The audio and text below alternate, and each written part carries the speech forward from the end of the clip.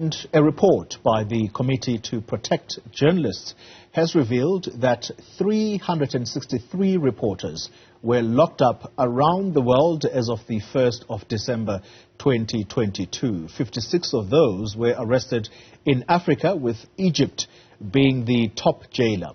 Now, this is a 20% increase from the previous year. Well, let's get some understanding now of why this is happening to journalists. And we speak to the representative of Sub-Saharan Africa Committee to Protect Journalists, Muthoki Mumo, who speaks to us from Nairobi, Kenya. Ms. Mumo, thank you very much for your time.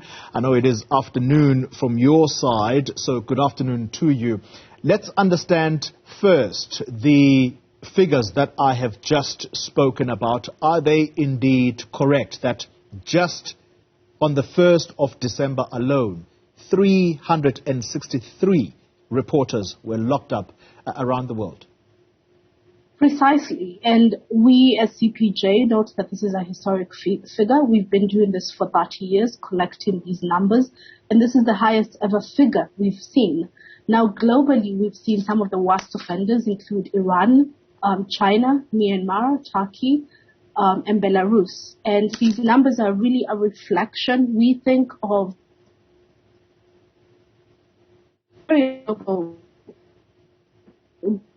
issues. So, for instance, conflict in parts of the world, the retreat of democracy, the aggression of democracy we're seeing in many parts of the world, which is accompanied by state crackdown on dissenting voices and opposing voices. Yeah, and perhaps the viewers in South Africa would want to understand what it is that these journalists are being jailed for. Is it because they did something wrong, or are these arrests coming purely on the basis of them simply carrying out their duties? So we do not cover cases of journalists who are not arrested for journalism. So we can say categorically that the crimes that these journalists are accused of committing is simply journalism, reporting the news, or sometimes having commentary on the news and current events. Now, arresting journalists for journalism isn't always what states say when they throw reporters behind bars. So this is usually covered in other language. So we've seen a lot of accusations of anti-state crimes. For us, this means accusations of things like terrorism, accusations of, breaching national security. We see dissenting or critical journalism being conflated with terrorism in parts of the world, including in Africa. Sometimes it's retaliatory. So, for instance, you might accuse a journalist of a financial crime, tax evasion, for instance. But really, what you're really concerned about is the journalism that they've been carrying out. Sometimes it's speech that is criminalized. So, for instance, when you have countries that have criminal defamation laws or sedition laws, and then anything that goes against the official narrative is in breach of that. So the 363 journalists are behind bars for journalism. The language used to excuse this is not always, it doesn't always acknowledge that. We'll talk in a moment about why Egypt has become the top jailer of journalists here on the continent. But talk to us about those journalists who have sadly died or been killed in the course of doing their duties. How many of those have lost their lives just in 2022 alone? So the figures I can discuss very well are the ones in Sub-Saharan Africa, in our region. And we as CPJ have documented 4 journalists. 2 of them were in Somalia, which we consider one of the most hostile countries for journalists. They were state media journalists targeted by the militant group Al-Shabaab. And 2 were in Chad, also shot down during dangerous assignments. There's another case that we would like to highlight, but which we continue to investigate, and that is of the Pakistani journalist Ashad Sharif, who was shot in Kenya. Police initially claimed that he was shot in a case of mistaken identity. This narrative, very quickly fell apart. It does not stand up to scrutiny. And we've seen reports from Pakistan saying that, there's evidence that he was targeted. We continue to investigate this case because there's a lot of mystery, a lot of holes in it. And what we're really seeking here is transparency and credibility in the investigation.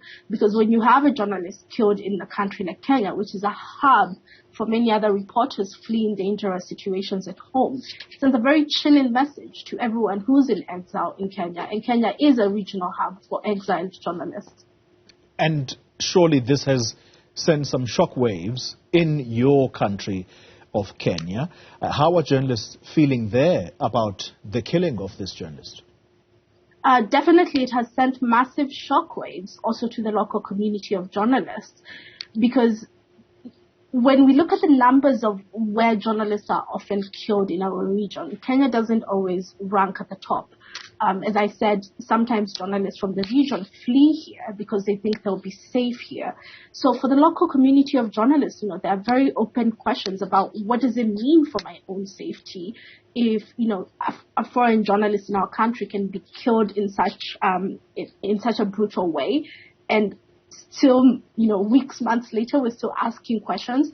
There's definitely insecurity about the safety of the local as well as the foreign journalist community that makes its home here. Yeah. Let's then go back to that question I said we would talk about. Egypt is the top jailer, at least for now, on the continent of Africa. And this is quite strange simply because COP27 saw world leaders descending on Sharm el-Sheikh. Now, I would have thought that with so many discussions that were taking place, particularly around climate change, but certainly there were other discussions apart from climate change that world leaders were forced to discuss.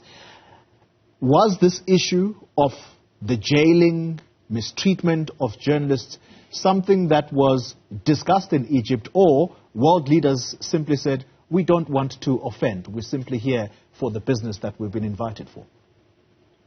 So I wasn't a COP, but I can discuss this purely from an observer perspective and from the fact that I am an African, and this was a very important moment for us as Africans.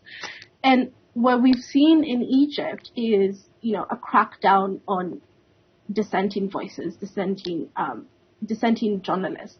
And I think the case that really came up prominently during COP27 was that of Allah, the blogger who's been detained since 2019 and whose health is critical right now because of his extended hunger strike. And that certainly grabbed the headlines.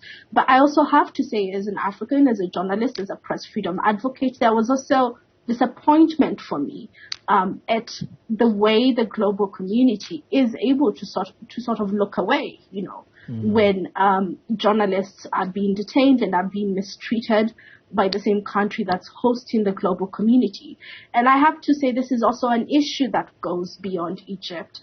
This disappointment when the global community fails to acknowledge states cracking down on their own citizens, throwing journalists behind bars. Another prominent example in the region for me is Rwanda, whose president, and which is a country that seems to be playing such a prominent role in regional diplomacy and globally. Yet when you look at home, you have YouTubers behind bars. You have journalists who are living in fear of being arrested because of what they're writing. Yet the global community fails to acknowledge that, fails to hold the peer countries accountable for what is going on domestically. Let's wind it up then and talk about the state of journalism when you look at the mistreatment of reporters. Where are we? What would your assessment be as people who worry themselves about how journalists are treated whilst doing what they are supposed to do? This is a very difficult moment for journalists, not just in Africa, but around the world. You have to remember the media community in many of our countries was devastated by the pandemic. We're barely coming out of that, dealing with the financial implications of that, but also dealing with the press freedom implications of that, because we saw the pandemic being used as cover to censor, to arrest journalists. We're barely coming out of that.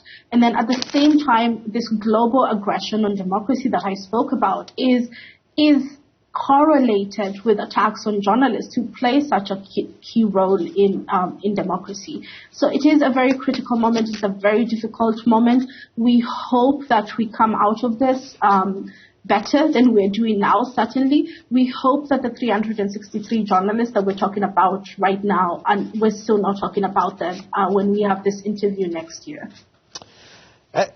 And I share your sentiments exactly as a practicing journalist, and hopefully the situation is going to change for the better. Let me thank you very much for your time, Muthoki Mumo.